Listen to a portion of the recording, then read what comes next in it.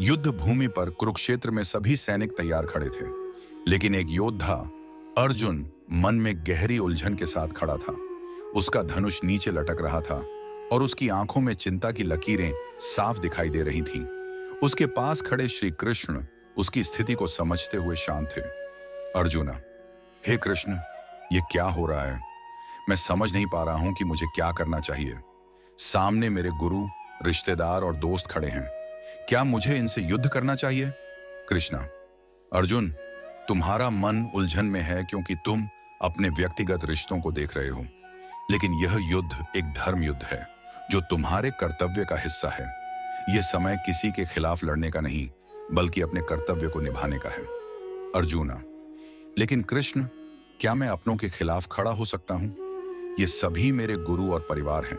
कृष्णा, अर्जुन, यह युद्ध केवल तुम्हारे परिवार और रिश्तों के बारे में नहीं है, यह जीवन और धर्म के बारे में है।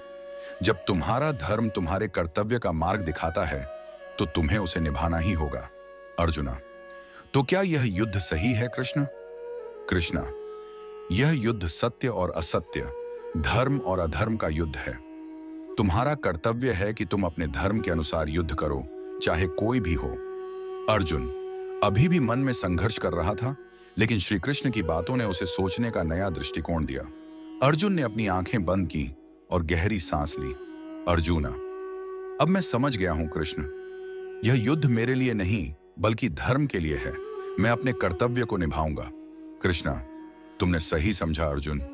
जब तुम अपने कर्तव्य को समझते हो तो उलझन खुद ही सुलझ जाती है। अब तुम्हारा रास्ता साफ है। अर्जुना, मैं तैयार हूं कृष्ण। अब मैं अपने कर्तव्य को निभाऊंगा और इस युद्ध में हिस्सा लूंगा। अर्जुन ने अपनी धनुष पकड़ी और उसकी आंखों में एक नई चमक आ गई। अब उसकी उलझन दूर हो चुकी थी और वह अपने धर्म की राह पर बढ़ने के लिए तैयार था। कृष्णा, अब तुम तैयार हो अर्जुन। यह युद्ध केवल तुम्हारा नहीं बल्कि हर उस व्यक्ति का है जो धर्म की राह पर चलता है। अर्जुन ने अपनी आंखों में विश्वास और साहस के साथ कृष्ण की ओर देखा। अब उसका मन साफ था और उसका दिल धर्म की सच्चाई के साथ धड़क रहा था। वह अब युद्ध के लिए पूरी तरह तैयार था।